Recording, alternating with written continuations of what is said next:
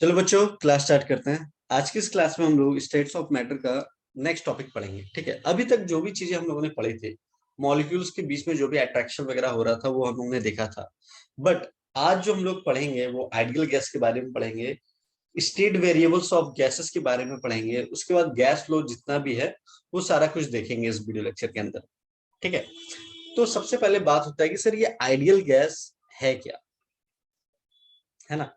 तो मैं अगर आप लोग से बोलूं कि अगर कोई ऐसा बंदा है जो कभी झूठ ना बोले, जो कभी अपराध किया ना हो, जो गुरु का हमेशा सम्मान करता हो, पेरेंट्स की बात मानता हो, ठीक है, जो चीज उसे बोला जाए टाइम पे कर लेता हो, ठीक है, और अनुशासन में रहता हो, तो ऐसे व्यक्ति का मिलना आज के डेट में पॉसिबल नहीं है।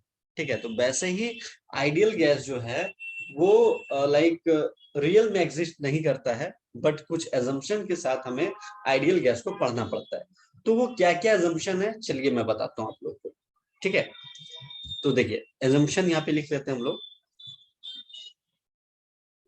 और एकदम ध्यान से सुनिएगा, तो हर एक टॉपिक जो है, हर एक कॉन्सेप्ट जो है वो क्रिस्टल क्लियर हो जाएगा। ठीक है, एजम्पशन।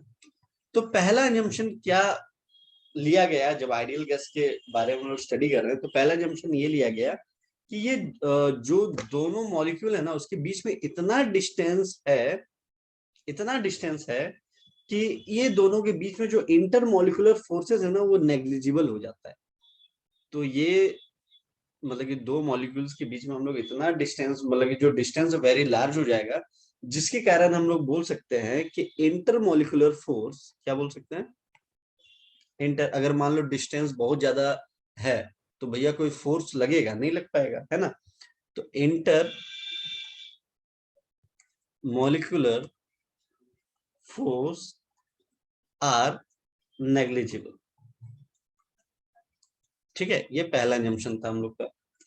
उसके बाद सेकेंड एजम्पशन क्या है, सेकेंड एजम्पशन है जैसे मान लो एक कंटेनर ले लिया हम लोगों ने। ठीक है, इस कंटेनर के अंदर हम लोग गैस को डाल दें तो ये गैस क्या हो जाएगा, फैल जाएगा, पूरा फैल गया ये। ठीक है, बट जैसे ही मैं उसको, मतलब कि ये जो गैस है उसको मैं कंप्रेस करके एक जगह रखने की कोशिश करूं, तो ये इस कंटेनर का इत्तू सा पार्ट लेगा, इत्तू सा। ठीक है, मतलब कि ना के बराबर, तुम समझ लो कंटेनर बहुत बड़ा है, जब गैस डालेंगे तो फैल जाएगा कंटेनर के अंदर। बट मैं अगर चाहूं, अगर मैं चाहूं कि ये जो गैस है उसको कहीं पे एक जगह में रखूं, तो वो इतना छोटा सा जगह लेगा कि वो नेग्लिजिबल होता है। तो हम लोग बोल सकते हैं कि volume of molecules is very very very less than volume of container, है ना के बराबर ही लेता है, समझ लो। ठीक है, थर्ड एजम्पशन क्या है, थर्ड एजम्पशन ये है कि जो मॉलिक्यूल्स है ना वो बड़ा रैंडम मोशन करते हैं, कंटिन्यूअस एंड रैंडम मोशन आप बोल सकते हो। रैंडम मोशन जैसे मान लो मॉलिक्यूल से इधर गया, इधर गया, कभी इधर गया, इधर गया, इधर गया, इधर गया, इधर, जिगजैग की तरह। तो इसी को बोला जाता है ब्राउनियन मोशन। क्या बोला जाता है, ब्राउनियन मोशन। इस तरह के मोशन को बोलते हैं ब्राउनियन मोशन। अब देखो, अब क्या एक मॉलिक्यूल्स तो होंगे नहीं यहाँ पे, बहुत सारे पार्टिकल्स होंगे, है ना। तो अब ये पार्टिकल्स जब अगर रैंडम मूव कर रहे हैं इधर से उधर, इधर से उधर, तो कोलाइड भी करेंगे, अब या कंटेनर के वॉल से टकराएंगे भी। जैसे मान लो ये कंटेनर है, ठीक है, अगर इसके अंदर हम लोगों ने गैस डाल दिया तो इधर इधर इधर इधर इधर इधर इधर इधर मूव कर रहे हैं। तो ये क्या कर रहा है, मान लो यहाँ पे ये मॉलिक्यूल्स है, यहाँ पहले ये कंटेनर से टकराया, टकराने के बाद फिर इसको धक्का मार दिया, धक्का मारने के बाद ये इधर जा रहा था तो अपना रास्ता इधर चेंज कर लिया। बात समझ रहे हो। तो ये सारी चीजें होती है। तो क्या होता है, कीप कोलाइडिंग, यहाँ पे लिख देता हूं मैं, कीप कोलाइडिंग, ठीक है, देमसेल्व्स, ये देखा गया है। उसके बाद फिर क्वेश्चन किया गया, भैया अगर ये कोलाइड कर रहे हैं तो कोलिजन तो दो तरीके का होता है सर, एक इलास्टिक कोलिजन होता है, दूसरा इनइलास्टिक कोलिजन होता है। तो यहाँ पे जो ये कोलाइड कर रहे हैं वो किस तरीके का कोलिजन देखा गया है, तो यहाँ पे जो कोलिजन देखा गया है वो इलास्टिक कोलिजन देखा गया है। ठीक है, अब तुम लोग बोले सर ये इलास्टिक कोलिजन क्या होता है, तो इलास्टिक कोलिजन वैसा कोलिजन है जो टकराने के बाद भी उसमें ना एनर्जी का लॉस होता है ना गेन होता है।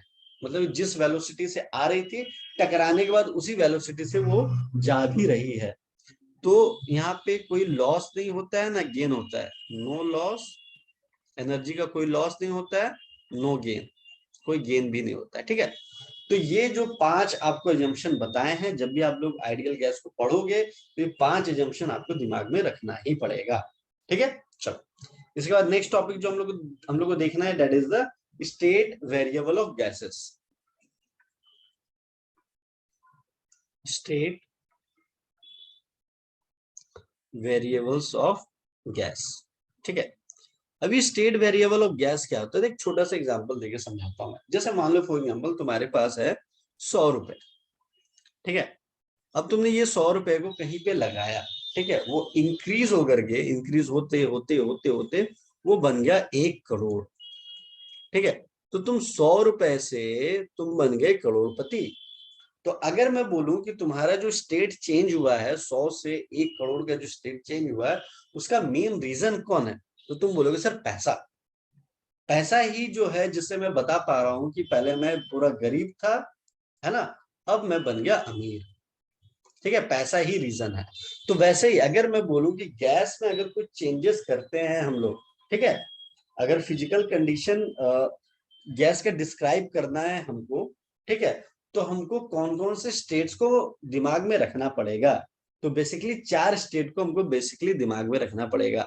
एक हो गया प्रेशर, दूसरा हो गया, यहाँ पे लिख देता हूं मैं, P स्टैंड्स फॉर प्रेशर।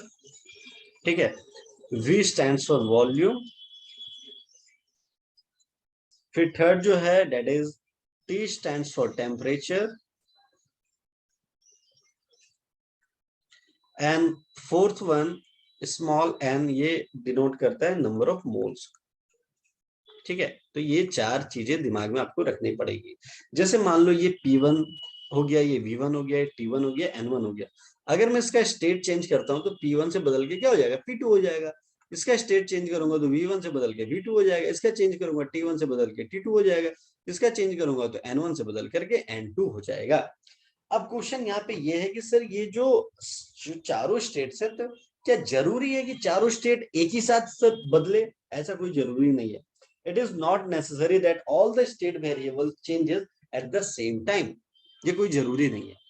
ठीक है, तो इसी को देखते हुए गैस लॉ, मतलब कि जो गैस लॉ का जो 4 लॉ आप लोगों को पढ़ना है आपके सिलेबस में, वो यहीं से आइडिया लिया गया। कैसे, चलिए बताते हैं।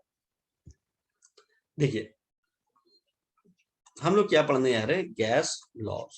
ठीक है, तो पहला जो है हमको पढ़ना, that is the Boyle's law. ये क्या कहता है, ये कहता है कि 4 हम लोगों ने वेरिएबल देखे हैं ना, तो इसमें हम क्या करेंगे, temperature and number of moles को हम कांस्टेंट रखेंगे। अगर इसने इसको कांस्टेंट रखा तो उसने बोल दिया कि जो प्रेशर है वो इनवर्सली प्रोपोर्शनल टू वॉल्यूम होता है। चलो भाई ठीक है। Second, that is the Charles law. ये क्या बोलता है, ये कहता है कि 4 वेरिएबल में से हम pressure and number of moles को कांस्टेंट रखेंगे। ठीक है, चारों को जो भी मैं अभी बता रहा हूँ, 4 चीज अभी 4 लॉ जो बताऊंगा ना, एकदम डिटेल में बताने वाला हूँ आप लोगों को। ठीक है, टेंशन मत लेना। तो ये अगर ये दोनों को कांस्टेंट रखते हैं तो ये क्या बोलता है कि वॉल्यूम जो है वो टेम्परेचर के डायरेक्टली प्रोपोर्शनल हो जाएगा। ठीक है, third one that is the Gay Lussac law.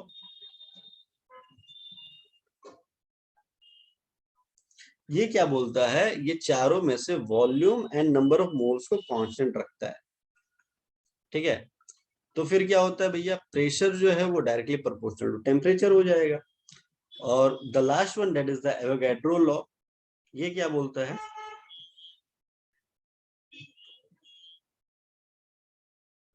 ये कहता है कि प्रेशर एंड टेम्परेचर को कांस्टेंट रखना है।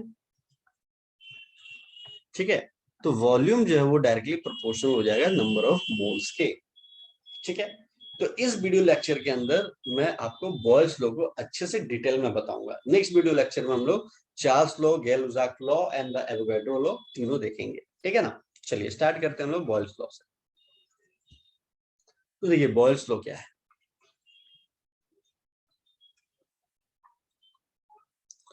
तो ये बॉयल्स लॉ ने क्या बोला कि भैया आपको क्या क्या कांस्टेंट रखना है, आपको temperature and number of moles को कांस्टेंट रखना है। ठीक है, किसको रखना है, नंबर ऑफ मोल्स को एंड टेम्परेचर को कांस्टेंट रखना है।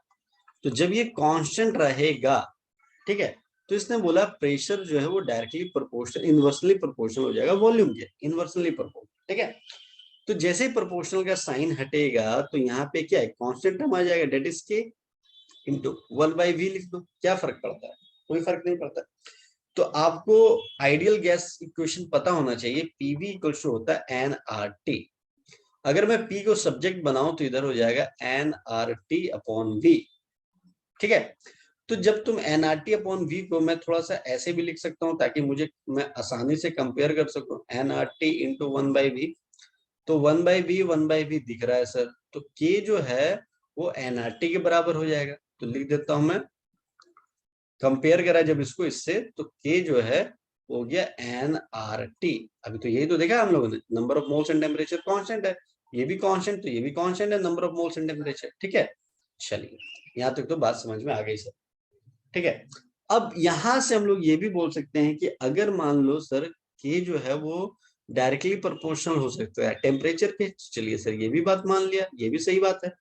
ठीक है, अब जरा ध्यान से सुनना, मैंने जैसे ये वाला लिखा था कि P जो है, ठीक है, P equals to K into 1/v, ये जो लिखा था ना ये वाला चीज। ठीक है, अगर मैं इसको कंपेयर करूं standard equation of straight line, that is the y equals to mx plus c से।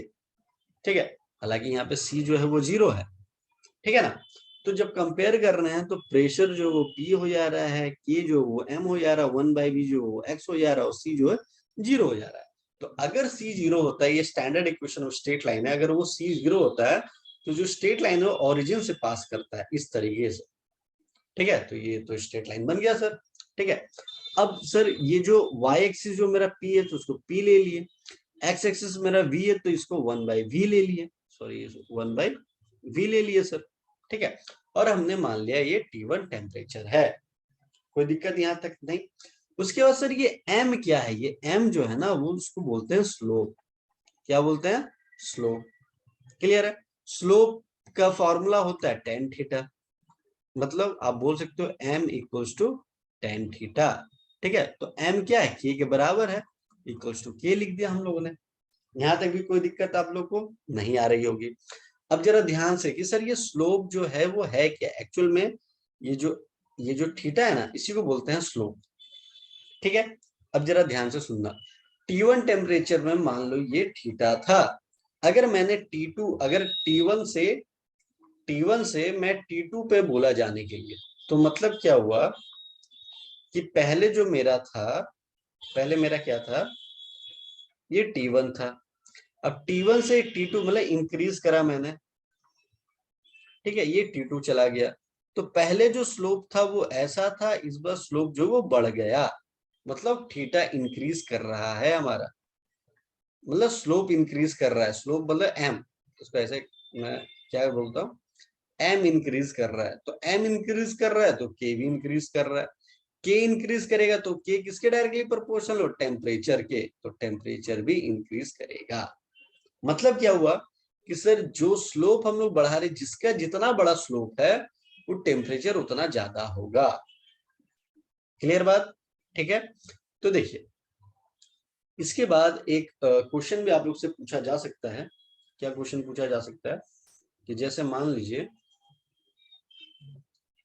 ये T1 टेम्परेचर है, ये T2 टेम्परेचर है, और ये T3 टेम्परेचर है। ठीक है, चार ऑप्शन आपको दे दिया जाएगा, चार ऑप्शन क्या दे दिया जाएगा, ए दे दिया जाएगा T1 is greater than T3 is greater than T2, B option दे दिया जाएगा आपको T1 is greater than T2 is greater than T3, C option दे दिया जाएगा T3 is greater than T2 is greater than T1, and D option दे दिया जाएगा नन ऑफ दिस।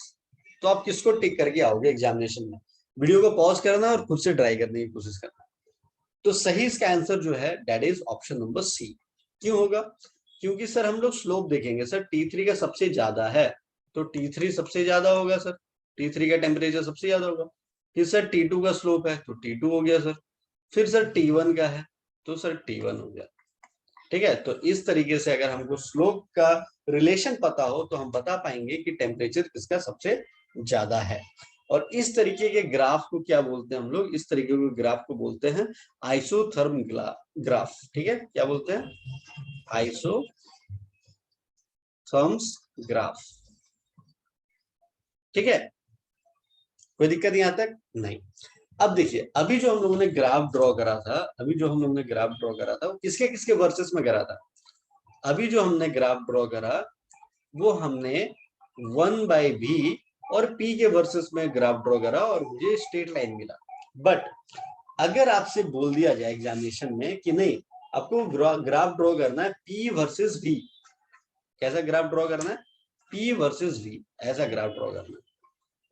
मतलब यहाँ पे अब v होगा, 1/v नहीं v होगा, और यहाँ पे p होगा।